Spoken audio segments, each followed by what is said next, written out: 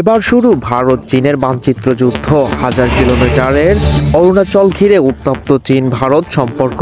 এবার অরুণাচল প্রদেশ নিয়ে নতুন করে বিরোধ জড়িয়েছেন ভারত ও চীন।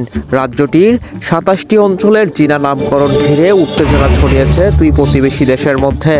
অরুণাচল ভারতীয় ভূখণ্ডের অবিচ্ছেদ্য অংশ দাবি করে বেইজিংয়ের পদক্ষেপের সমালোচনা করেছেন নয়াদিল্লি।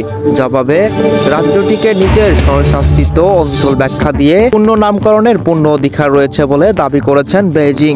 ভারত এবং চীনের মধ্যে ৪,০০০ কিলোমিটার দৈর্ঘ্য যৌথ সীমান্ত রয়েছে, যার মধ্যে রয়েছে লাদাখ, সিক্কিম এবং উত্তর পূর্ব অঞ্চলের অরুণাচল প্রদেশ।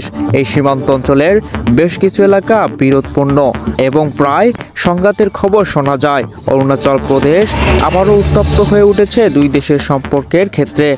সম্প্রতি চীনা ভাষায় জাংনাং নামে পরিচিত রাজ্যটি ২৭টি স্থানে নতুন নামকরণ রয়েছে বেইজিং। এর মধ্যে রয়েছে ১৫টি পাহাড়, ৫টি আবাসিক এলাকা, ৪টি গিরিপথ, ২টি নদী এবং একটি হ্রদ। এসব স্থানের নামকরণের পাশাপাশি চীনের মানচিত্রের আশঙ্কা এবং দীর্ঘিমা অংশ অনুযায়ী অঞ্চলের অবস্থানও প্রকাশ করা হয়েছে। বেইজিংয়ের এমন পদক্ষেপে প্রতিবাদ জানিয়েছে ভারত। নয়াদিল্লির এটি যৌক্তিক এবং ভিত্তিহীন আখ্যা দিয়ে বিবৃতি প্রকাশ করেছেন। ভারত দাবি করেছেন অরুণাচল প্রদেশের তাদের অবিচ্ছেদ্য অংশ এবং পূর্ণ নামকরণ করলেই তার বাস্তবতা পরিবর্তন হবে। তবে দিল্লির দাবিকে উড়িয়ে দিয়েছে বেইজিং।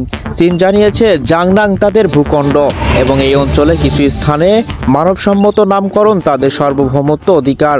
পশ্চিম ও দক্ষিণ সীমান্তে অবস্থিত অরুণাচল প্রদেশ চীন ঐতিহাসিকভাবে নিজেদের অংশ হিসাবে মনে করে। নিউজ জনতা ভিশন টিভি।